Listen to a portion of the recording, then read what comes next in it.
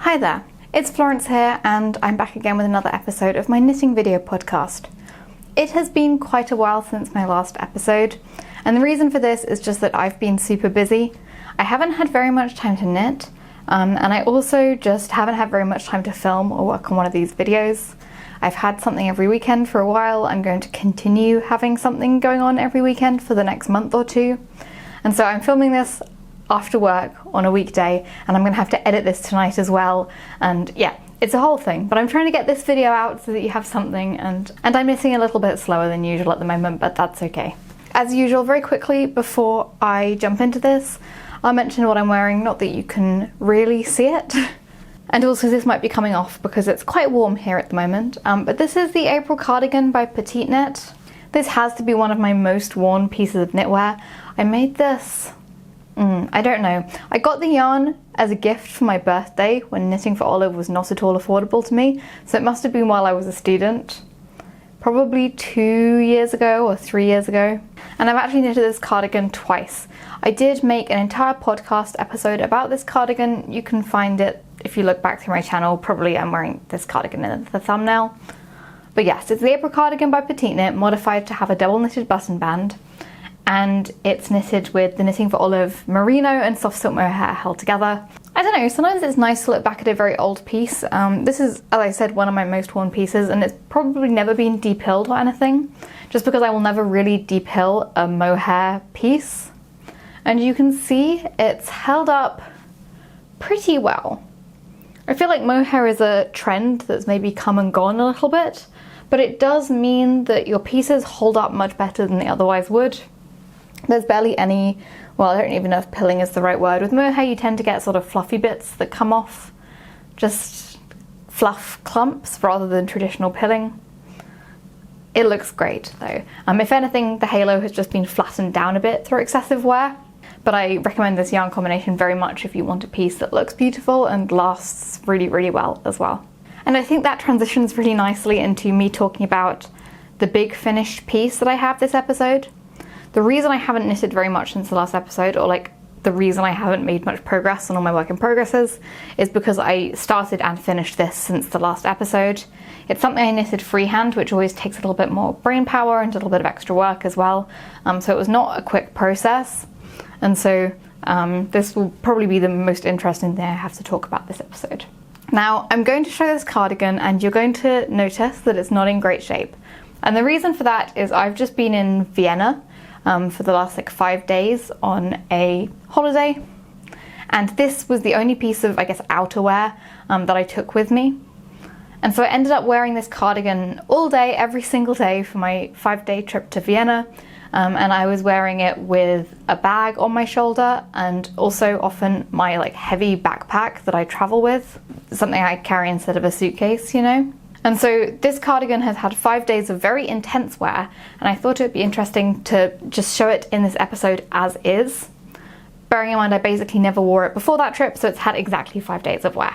Okay, so I wanted to do this cardigan. I don't remember if I had bought the yarn in the last episode and not cast on yet. It's definitely very new. I wanted to do this cardigan for trips exactly like this, where I just want to take one cardigan that will match well with all of the dresses that I'm taking with me. I very often, when I'm traveling, go for summer dresses as my outfits because they're so compact. You can just chuck 5 summer dresses into a little bag. It doesn't take up very much space. And I wanted one piece of knitwear that would just match with every summer dress that I could possibly want to take with me. And this is what I ended up making. So in particular, I have a white collared wool jacket. I haven't got it to hand, but just trust me, it looks very similar to this, but it's like a structured wool coat. And I wore that a lot when it was a little bit colder.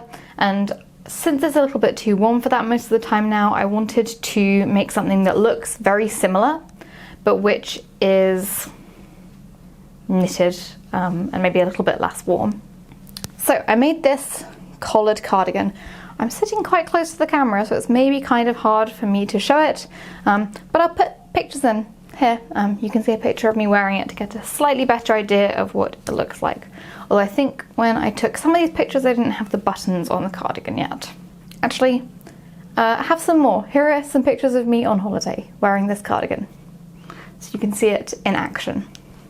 So where do I start with this? I'll start by mentioning the yarn. I don't know if I can reach it, but I do have some here. So this is the yarn combination that I used for this cardigan.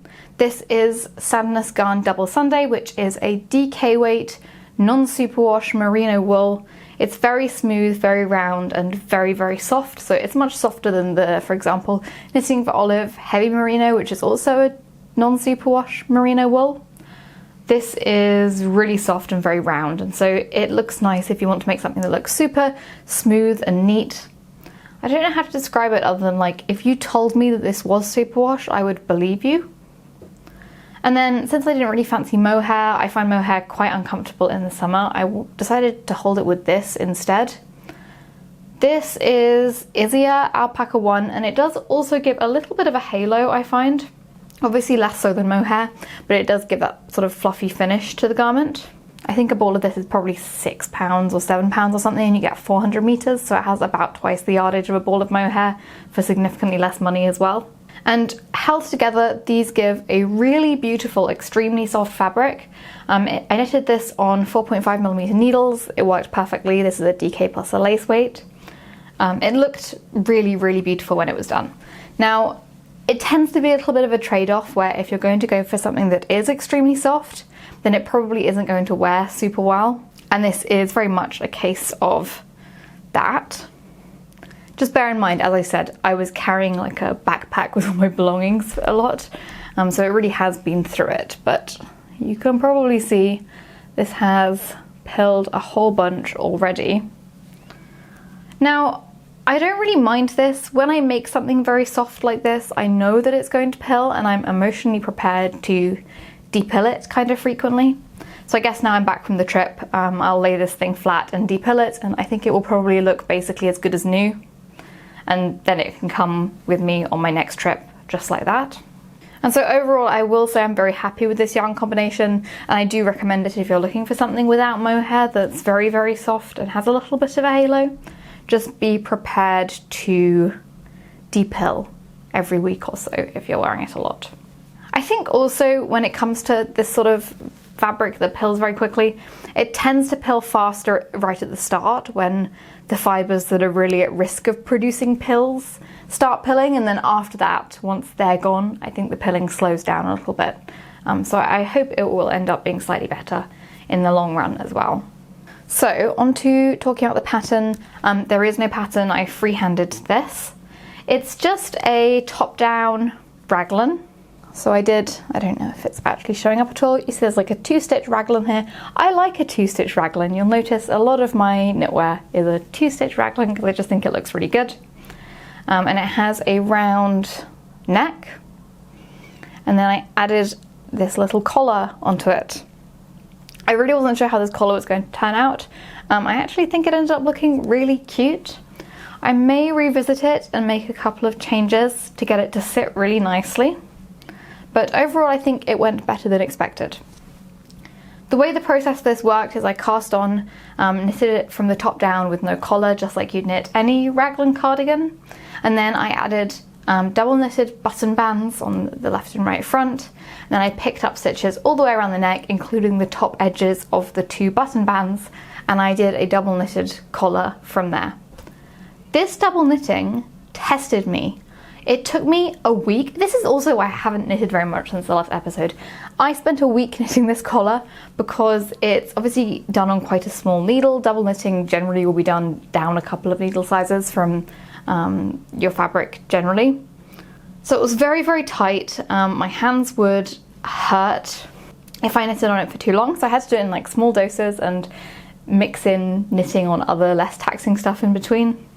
And it's so worth it because it looks so neat and so clean, and this collar has a bit of structure to it, which I feel like it wouldn't otherwise have, but it really was a little bit of a struggle to knit.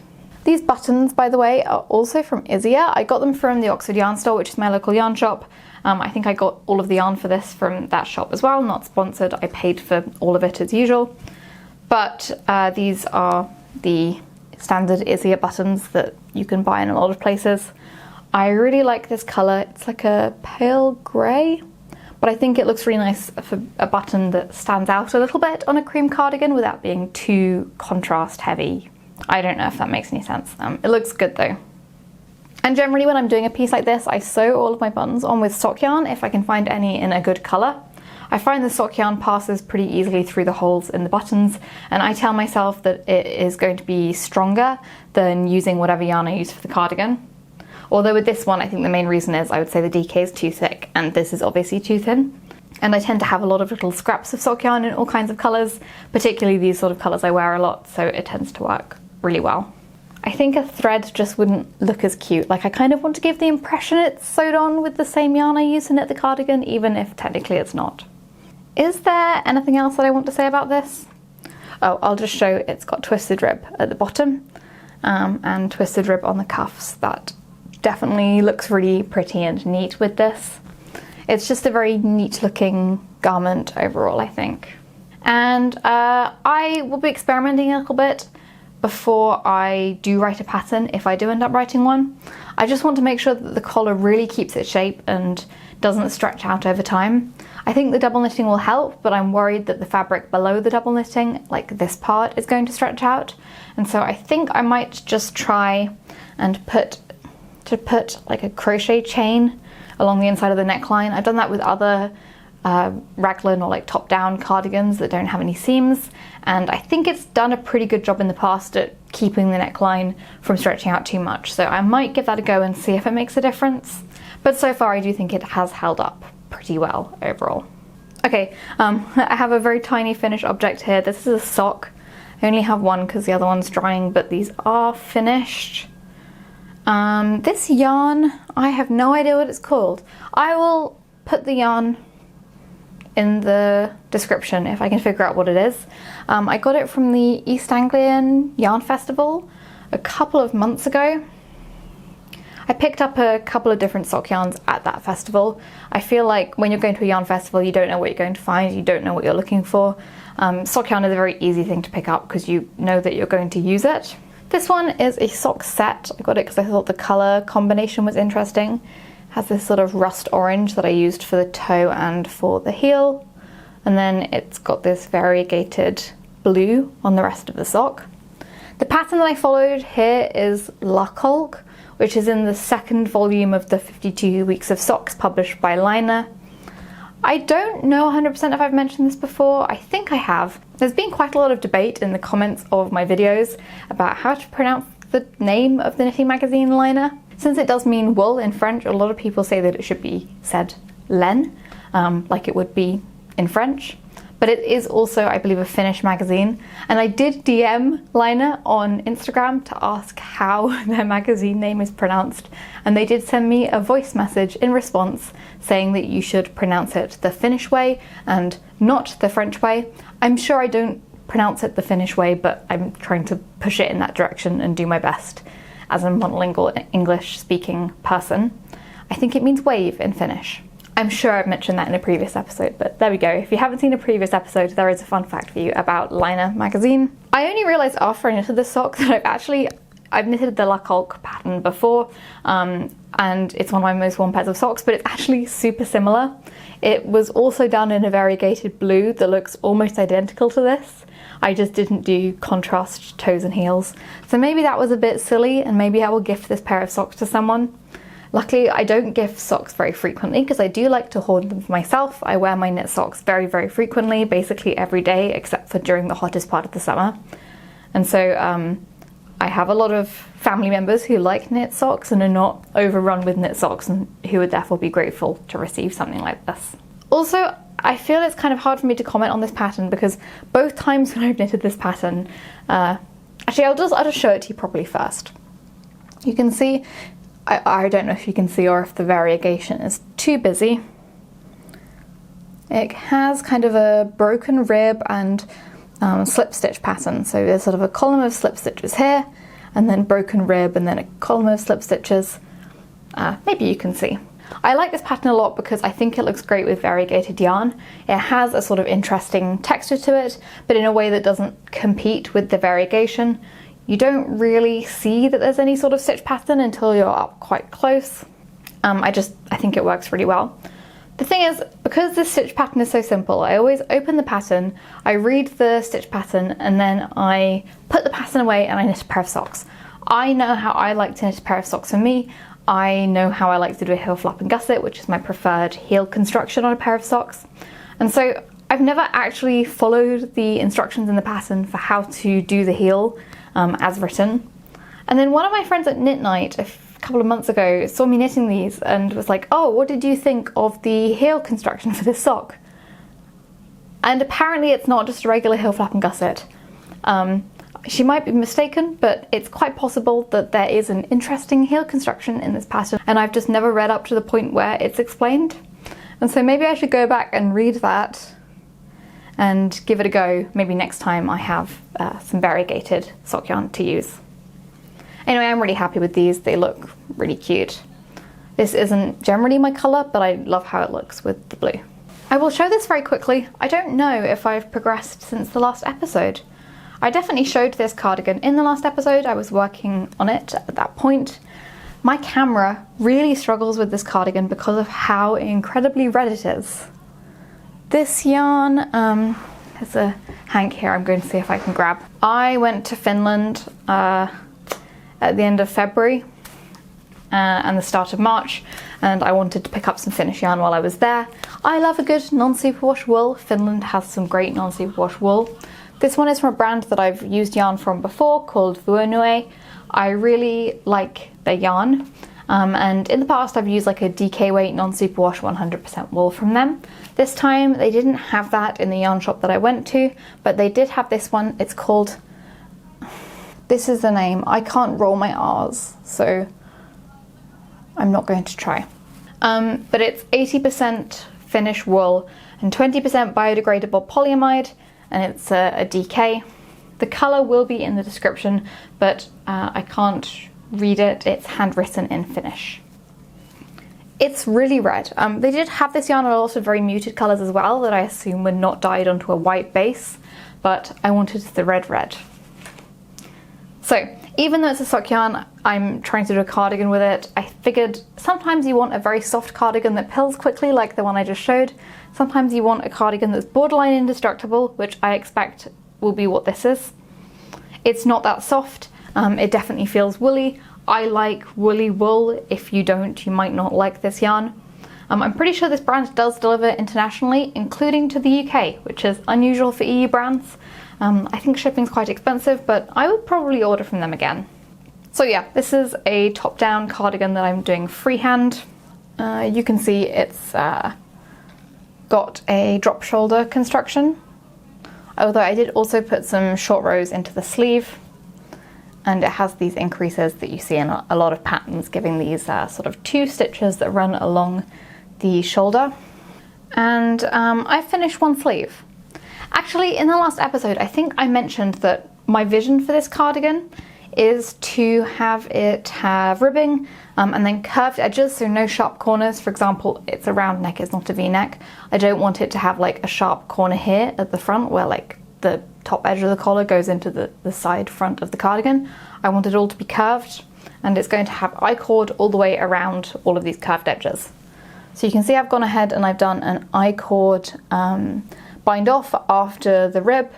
It has kind of a similar look to like a rolled edge, but the reason I went for an I-cord and not a rolled edge is because I wanted to continue seamlessly. Because everything's curved, I want it to be like seamless, like round the neck, down the front, round the back of the body, back up the front, round to the back of the neck, and join in the back.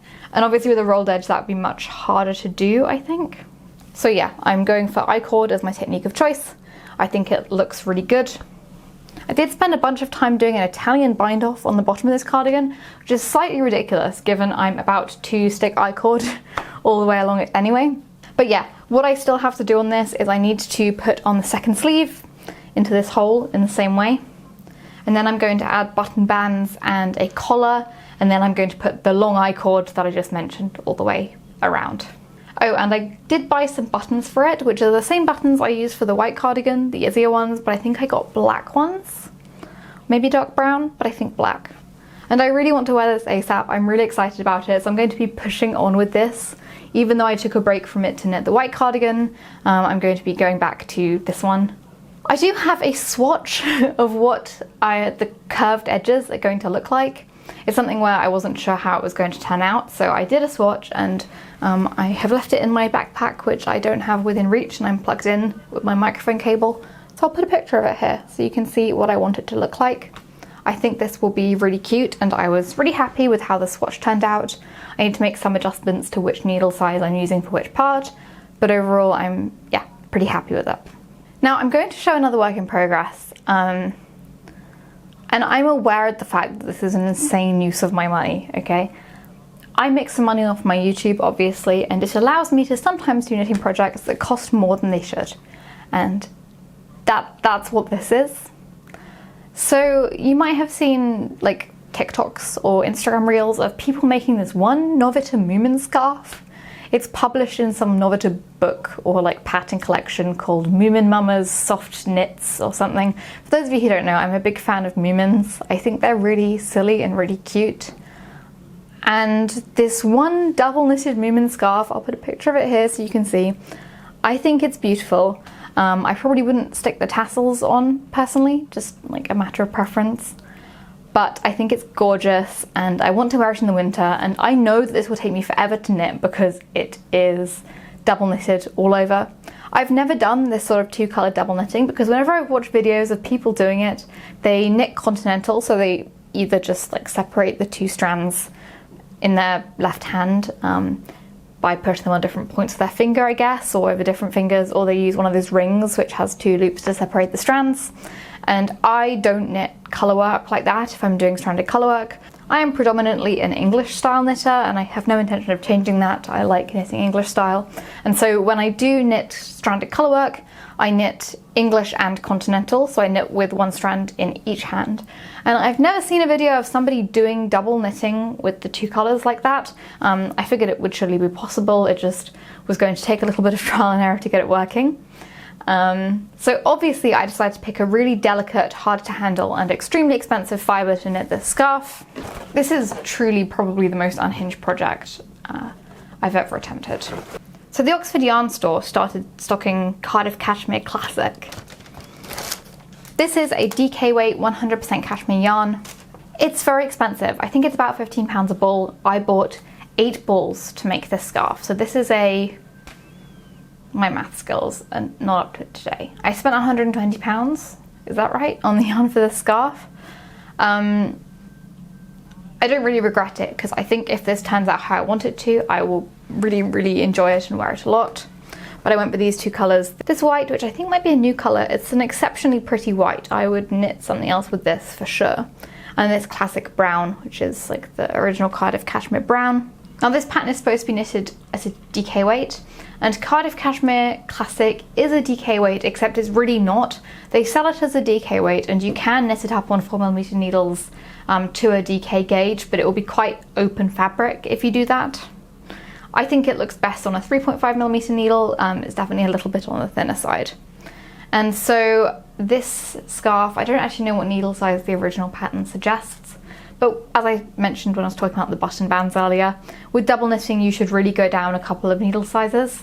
I think for that cardigan I knitted it on 4.5mm needles, and I did the button band on 3mm needles, and that worked pretty well in terms of sort of preserving the row gauge. And so I cast this on 3.5mm needles, which I know seems ridiculous because I just said that's the normal needle size I use with this yarn, and you should definitely size down a couple of needle sizes when you're doing double knitting. The reason I did this are because, well, obviously this is not a cast on the number of stitches you want sort of situation. It's got a charted picture of a Moomin on it, so I'm kind of following the stitch count in the pattern. The pattern is free, by the way, so you can just go and take a look at it if you're interested. And I was worried it would be too skinny if I sized down a bunch with these needles. Also, because it is double knitted, it's double thickness, I feel like if I use a very thick, like chunky DK-ish yarn on a small needle, the scarf will possibly have like too much structure, and I want it to be quite loose and drapey.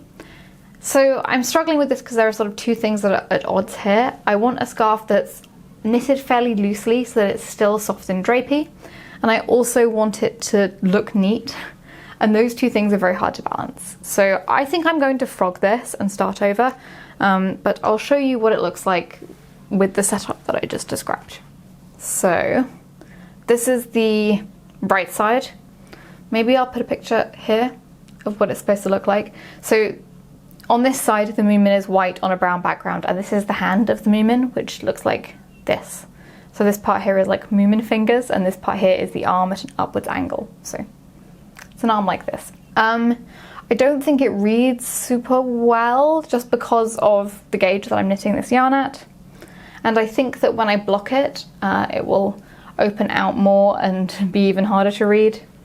And then because of the way that this sort of two-colour double knitting works, it means that on the other side you will have a brown Moomin on a white scarf, and this is what that same design flipped horizontally, so the arm is now like this, looks like. And I think the hand is even harder to read. I mean, to be honest, I don't care that much if the hand is hard to read, because what matters is the Moomin face that's up here. So I'm having to stop now and think, like, is this going to look okay? Should I stop, frog, and try again? If I did try again, what I'd do is I would buy probably some of this, it's the Alpaca one, and hold it with the Cardiff Cashmere. I really didn't want to do that because this is quite a fiddly thing to knit already, and I didn't want to have 4 balls of yarn attached while I was doing it, which would only make my life harder. But if it has to be done, then it has to be done. Anyway, I think aside from the gauge thing that might cause me to frog it, I'm really happy with this. It's so soft, it has like a crazy halo. You are not going to be able to see this at all, but just trust me, it's so soft and it looks beautiful. I want to attach it to my neck, which is good considering it's a scarf.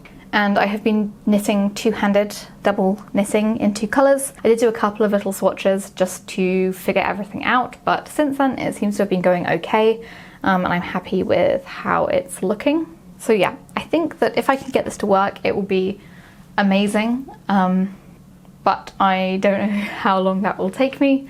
This is another of those long-term projects that I'm just going to pick up when I have some brain power. And so I've made sure to make really good notes on how I'm doing the salvages and whatnot, so that I can pick this up again at a later date and hopefully carry on just the same. Okay, so that's probably it for like stuff I'm actively working on at the moment. I have a lot of work in progresses that I'm not actively working on. I didn't buy a lot of yarn since last time. I did go to a yarn shop in Vienna. I asked for some yarn shop recommendations in Vienna, and somebody suggested to me Laniato, das Wiener Wollcafé, which I did go to. It's a knitting cafe, you can get a cup of coffee. They had very nice cake there. And I did look at some yarn while I was there and think about getting it. There was some amazing yarn from, was it Woolfolk? Yeah, it was Woolfolk fur yarn, which was a 100% merino. I think it may have been chainette. That felt incredible. I priced it up and it was going to be like a 200 and something euro jumper for the project I wanted to use it for, and I was so ready to buy it, but they didn't have quite enough in stock, and when it's that expensive I didn't want to mess about with buying from multiple dye lots and trying to find it once I was back in the UK, so I just left it. I would love to use that yarn someday when I feel up to spending that much though. The only other yarn that I bought in the last couple of months is this. It's knitting for Olive Heavy Merino. Not particularly exciting, but I bought this for something which is maybe exciting. So I have a couple of knitting tutorials on this channel. I have a jumper knitting tutorial and a cardigan knitting tutorial and also a pair of socks, and they're designed to be beginner tutorials, particularly the jumper and the cardigan, for like first time knitters. And I made them because I was sick of seeing people try to learn to knit through making a scarf, which is a terrible idea because it's very boring, and I think for many people, probably me included, that would have put me off knitting forever if I'd attempted to start by knitting something like that. And so I made a jumper tutorial because I feel like a jumper is more interesting, and also the finished product just looks really cool.